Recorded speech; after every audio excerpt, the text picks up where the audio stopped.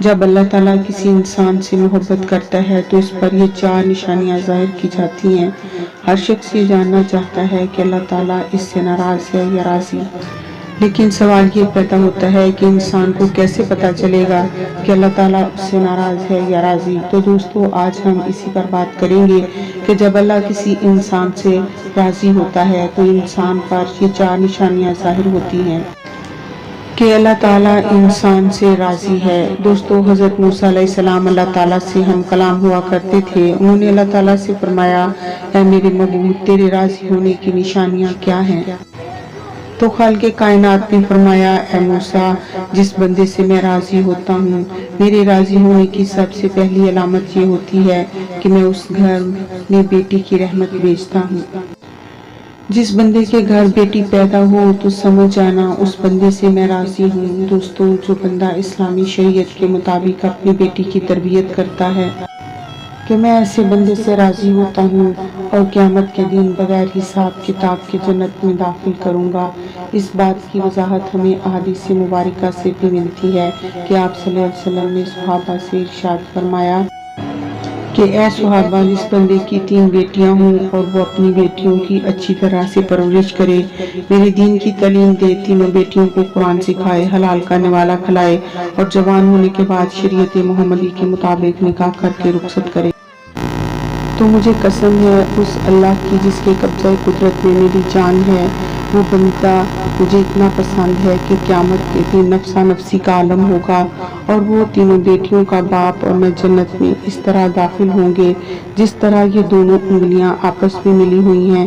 ابھی آپ صلی اللہ علیہ وسلم یہ بات سنا ہی رہے تھے کہ ایک آدمی کھڑا ہوا اور کہنے لگا، یا رسول اللہ، جن کی 3 بیٹیاں ہوں گی وہ تو آپ کے ساتھ جنت میں داخل ہو جائے گا، لیکن یا رسول اللہ صلی اللہ علیہ وسلم، جن کی 2 بیٹیاں ہوں گی وہ کہاں جائیں گے؟ تو ہمارے پیارے آقا صلی اللہ علیہ وسلم نے فرمایا، اے میرے صحابی، 2 بیٹیوں کا باپ بھی قیامت کے دن میرے ساتھ ہی جنت میں داخل ہوگا۔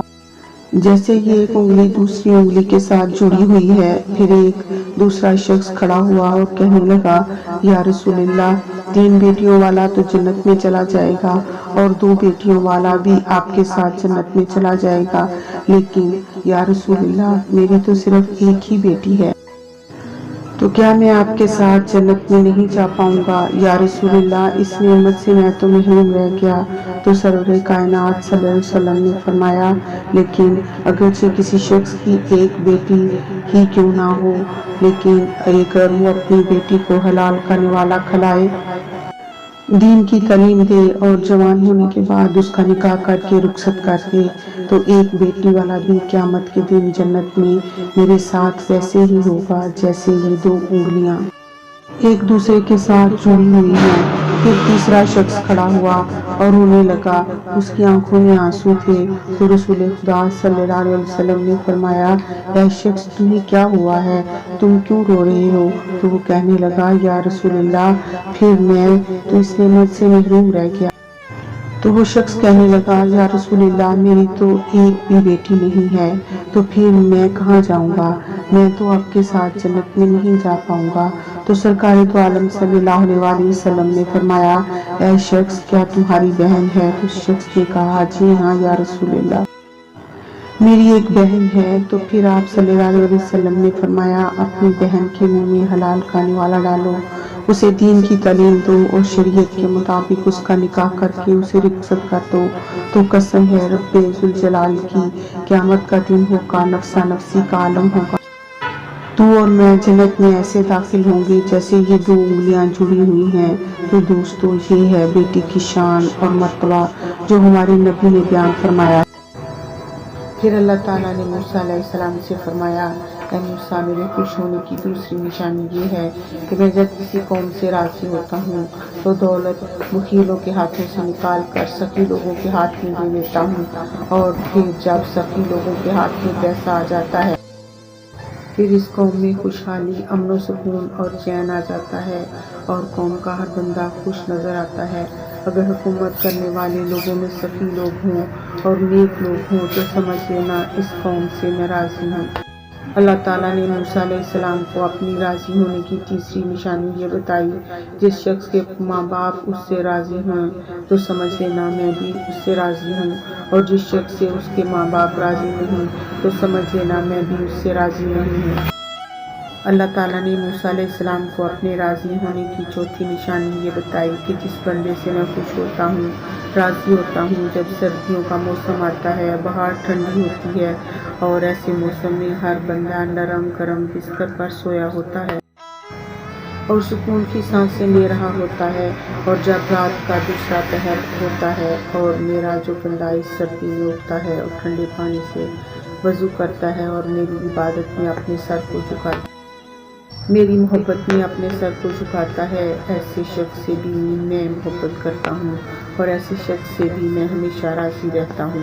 تو دوستو، کچھ لوگ سمجھتے ہیں کہ جن لوگوں کو اللہ تعالیٰ نے دولت اور عزت سے نوازا ہے، جن کا بڑا گھر ہے، بڑی گاڑیاں اور بڑا کاروبار ہے، تو ایسے شخص سے اللہ تعالیٰ خوش ہے۔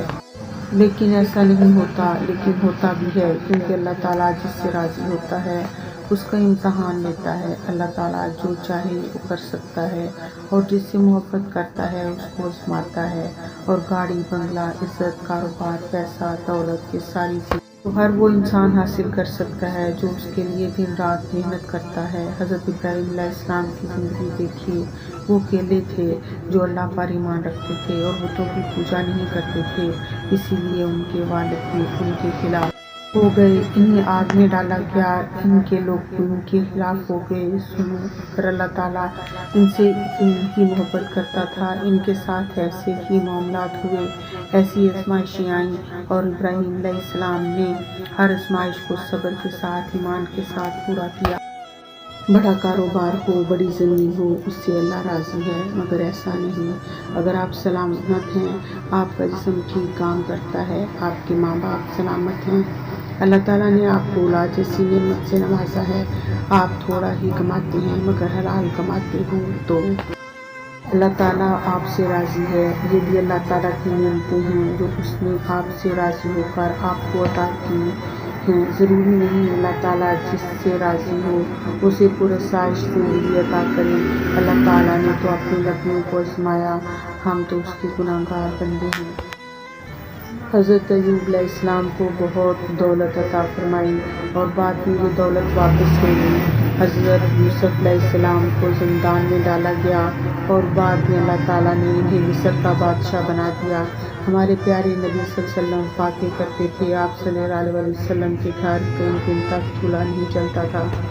اللہ نے نوازے رسول سے کتنی بڑی قربانی ہوئی۔ اللہ تعالیٰ ہر شخص کو اپنے طریقے سے آزماتا ہے۔ اللہ تعالیٰ نے قرآن پاک میں فرمایا، بے شک ہم تمہیں آزمائیں گے اور ضرور آزمائیں گے۔ اللہ تعالیٰ ہمیں اپنے دین پر ثابت قدم رہنے کی توفیق عطا فرمائے۔ Thanks for watching.